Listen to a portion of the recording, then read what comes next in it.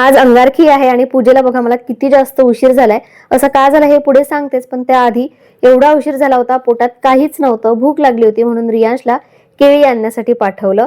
आणि त्याला ना सध्या आता अशी छोटी छोटी कामं आम्ही सांगतोय, म्हणजे खूप अशी रिस्पॉन्सिबिलिटी नाही, पण अशा छोट्या छोट्या कामांमुळे ना त्याला पण सवय लागते, थोडं मॅथ्स पण कळतं आणि त्याच्यावर थोडी रिस्पॉन्सिबिलिटी टाकायची ना, हळूहळू सवय पण लागेल त्यालाही आणि आम्हाला पण. Hi everyone, very good afternoon and welcome back to my channel. I hope तुम्ही सगळे मस्त आणि मजेत असाल. आज जरा माझंच तंत्र बरोबर नाही आहे. काल मी खूप जास्त एक्सायटेड होते आजचा व्हिडिओ शूट करण्यासाठी. आज अंगारकी आहे, मला हेअर वॉश करायचा होता. म्हटलं चला मस्तपैकी दिवसाची सुरुवात करेल, सकाळी लवकर उठेल, थोडी क्लिनिंग करायची होती, एंट्रन्स क्लिनिंग, घराची क्लिनिंग, छान अशी पूजा. आणि असं मी विचार केला होता की मस्त अशी मला एक सुरुवात करता येईल. आता अंगारकी म्हणजे खूप असं मोठं नाही आहे, पण ॲक्च्युली ना माझी संकष्टी सुटलेली आहे. मी खरं तर संकष्टी जेव्हा शाळेत होते तेव्हापासून करत होते. तेव्हा कसं फक्त खिचडी किंवा ते चिप्स वेफर्स खायचे असायचे, रात्री मस्त मोदक खायला मिळायचे आणि आई जी पूजा करायची ती मला आवडायचं. तर तेव्हापासून माझी संकष्टी चालू होती. पण मागच्या 2-2.5 वर्षापासून ना सारखं पिरियडमध्येच माझी संकष्टी गेली आणि मग नंतर नंतर मला संकष्टी आहे म्हणून याची पण आठवण नसायची. सो म्हटलं चला आज अंगारकीपासनं संकष्टीची आपण जर सुरुवात करायची असेल तर करू शकतो. तसंच झालं होतं. पण काल संध्याकाळपर्यंत मी ओके होते. मस्तपैकी पापडी चाट वगैरे बनवली. शॉर्ट व्हिडिओ मी शेअर करतेच तुमच्याशी. पण त्यानंतर माझं जे काप्स पेन व्हायला लागलं, जो पोटरा दुखायला लागला ना, पोटरी एका पायाची, जो सायटिकावाला पाय आहे तो नाही, दुसराच पाय. आणि मला त्याचं इतकं जास्त टेन्शन आलं, कारण तो पण सेम सायटिकासारखा दुखत होता आणि जे काप्स पेन आहेत ते एक्स्ट्रीम होतं. म्हणजे मला वाटलं की थोड्या वेळात ठीक होऊन जाईल, थोडं पाय बांधला तर ठीक होऊन जाईल, थोडं म्हणजे मसाज केल्यानंतर ठीक होऊन जाईल. तर रात्री तर तसाही उशीर झाला होता झोपायला. पण सकाळी मला 3 वाजताच जाग आली, म्हणजे रात्रच म्हणावी लागेल. 3 वाजता नंतर ते पेन इतकं जास्त वाढलं होतं की काय करू आणि काय नको असं होत होतं. त्यामुळे रियांश, अश्विन दोघंही उठले, तेही माझ्यासोबत जागे होते. परत थोडी मसाज केली, थोडा शेक घेतला, जी हॉट वॉटर बॅग आहे त्याने शेक घेतला आणि कसं तरी करून मला 6 वाजता झोप लागली. त्यामुळे सकाळी उशिरा उठणं झालं. हे दोघंही उशिरा उठले आणि उठल्यानंतरही असं पूर्णपणे ठीक झालेलं नाही आहे. म्हटलं की जे स्पेशलिस्ट आहे आता त्यांच्याचकडे जावं लागेल. आणि उठल्यानंतर आमचं तेच काम चालू होतं की कोणते स्पेशलिस्ट अवेलेबल आहे.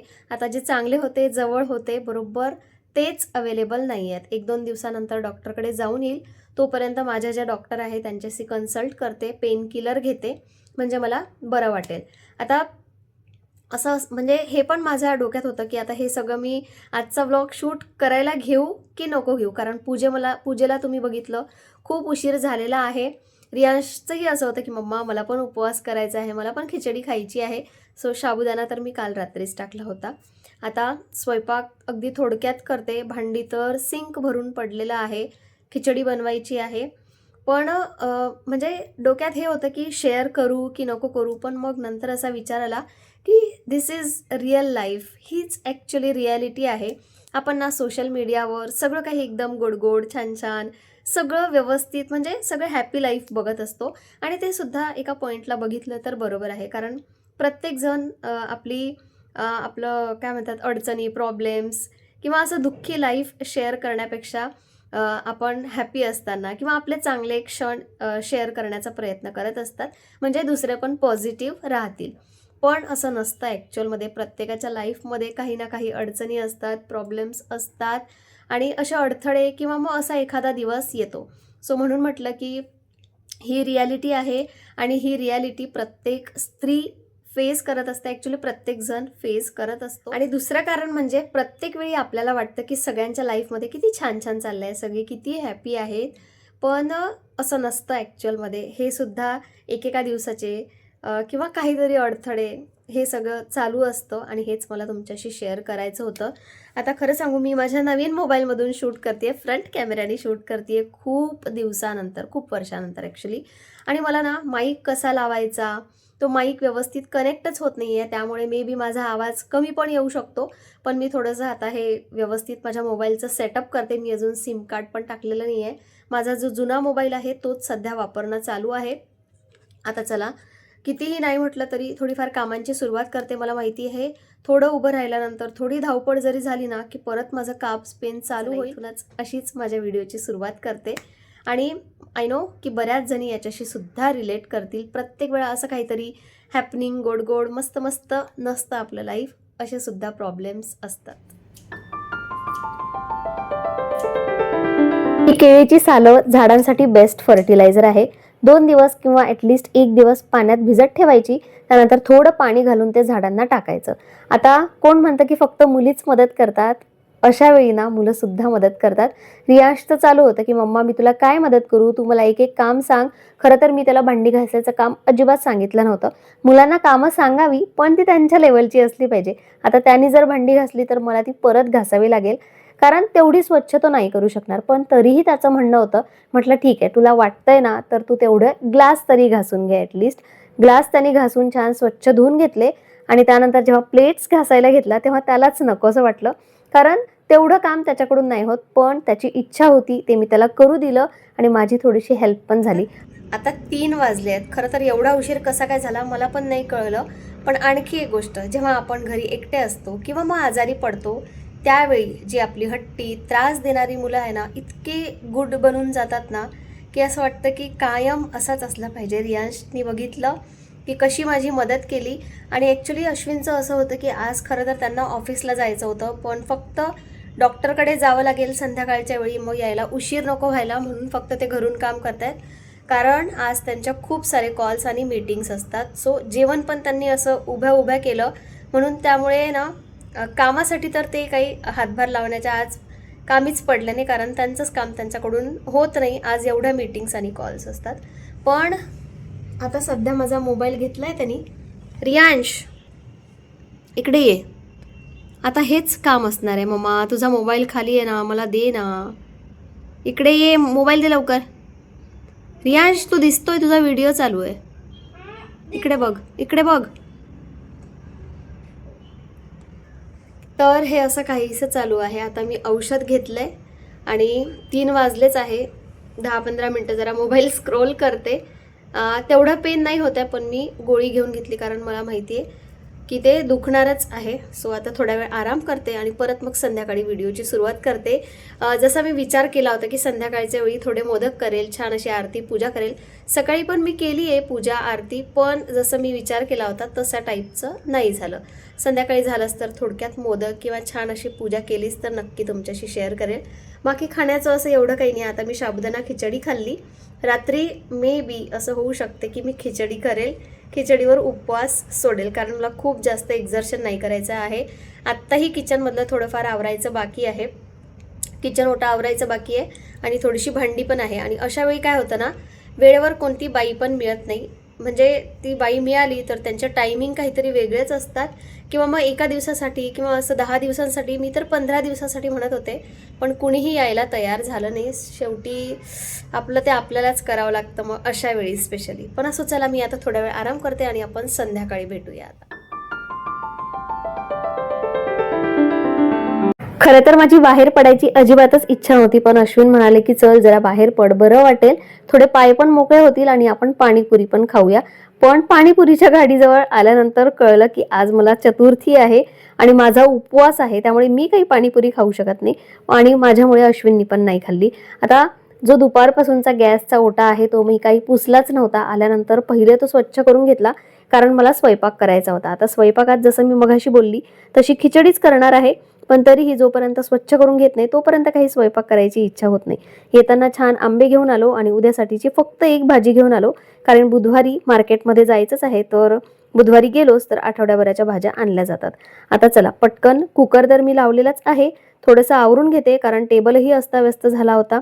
सकाळपासूनचं जे जेवलेलं आहे ते मी तेव्हाही स्वच्छ केलं नव्हतं. आणि प्रसादासाठी पटकन बनतील असे शेंगदाण्याचे लाडू पण मी बनवले. खरं तर सुरुवात मला मोदगापासूनच करायची होती, पण ठीक आहे, आज नाही तर पुढच्या वेळी मी कधीतरी हे नक्कीच करेल.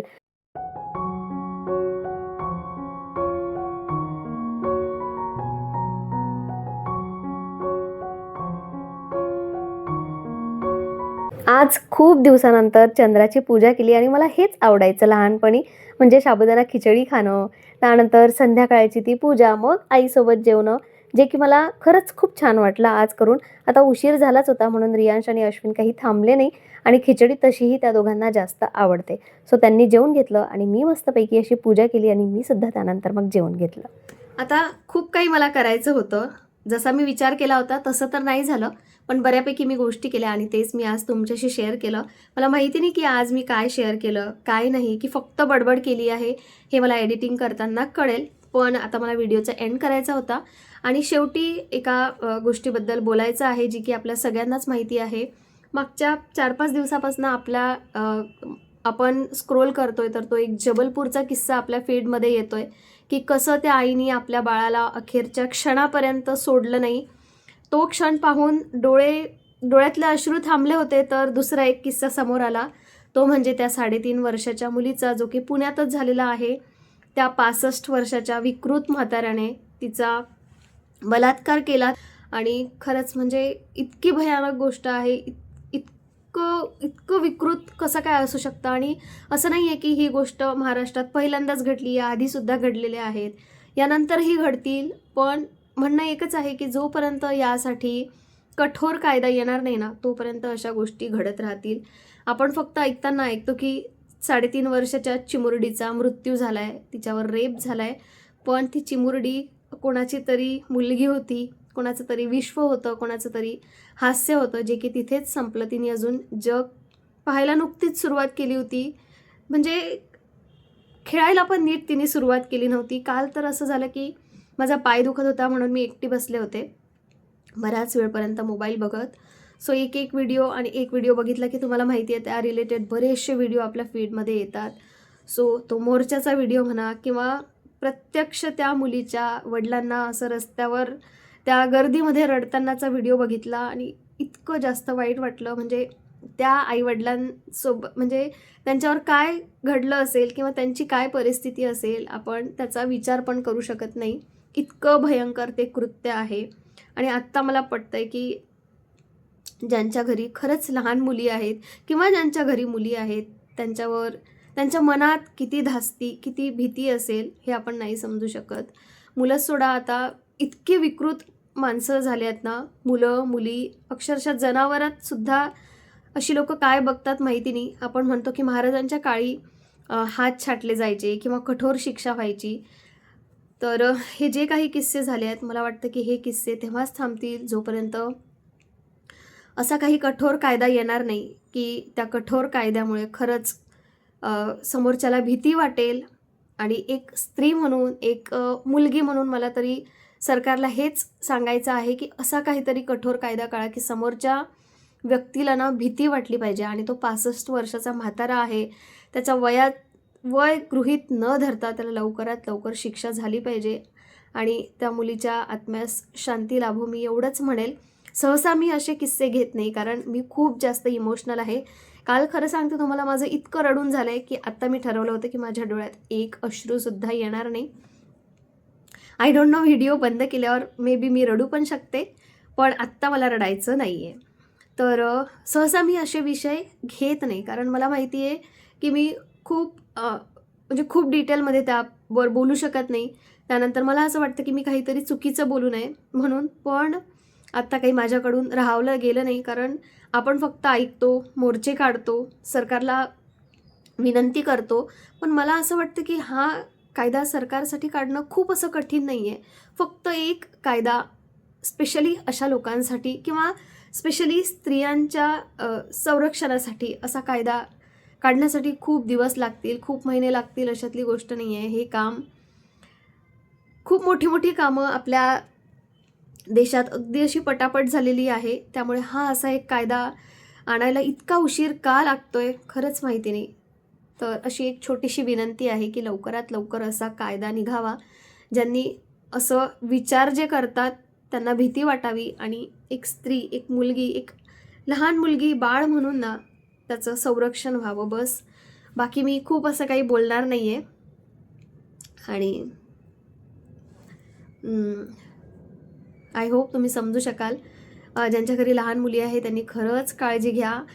माझं कधी असं व्हायचं की मी म्हणायचे थोड्याशा मुली मोठ्या झाल्या की सोडावं त्यांना एकटीला, पुढे चालून सगळ्या गोष्टी एकटी करावीच लागतात. पण आय स्वेअर मी असं नाही म्हणणार यापुढे की सोडावं मुलींना एकटीला, किंवा थोडं मला असं वाटायचं की मुली पण स्ट्रॉंग असल्या पाहिजे, एकटीला हे कामं करता आलं पाहिजे, किंवा एकटी बाहेर खेळायला गेली पाहिजे. पण मी यापुढे नाही म्हणणार. चला, आता खूप काही नाही बोलत. शेवटी एवढंच म्हणेल की आत्तापर्यंत जी न्यूज ऐकली, पटकन त्या 65 वर्षाच्या म्हाताऱ्याला पण कठोर शिक्षा झालेली न्यूज पण आपल्या फीडमध्ये लवकरच येऊ अशी अपेक्षा करते. आणि चला, व्हिडिओ मी इथे सेंड करते. आजचा व्हिडिओ मला ॲक्च्युली मी माझ्या नवीन मोबाईलमधून व्हिडिओ काढते आणि मला असं वाटलं होतं की मी छान असा व्हिडिओ काढेल, पण जसं आपण विचार करतो तसं होत नाही. पण तरीही मला जे काही शेअर करता आलं आज, अगदी माझ्या मनातून सगळं मी तुमच्याशी शेअर केलेलं आहे. आय होप तुम्हाला तुमच्याही मनाला लागेल आणि तुम्हाला रिलेटेबल वाटेल, एवढीच मी अपेक्षा करते. चला, बाय.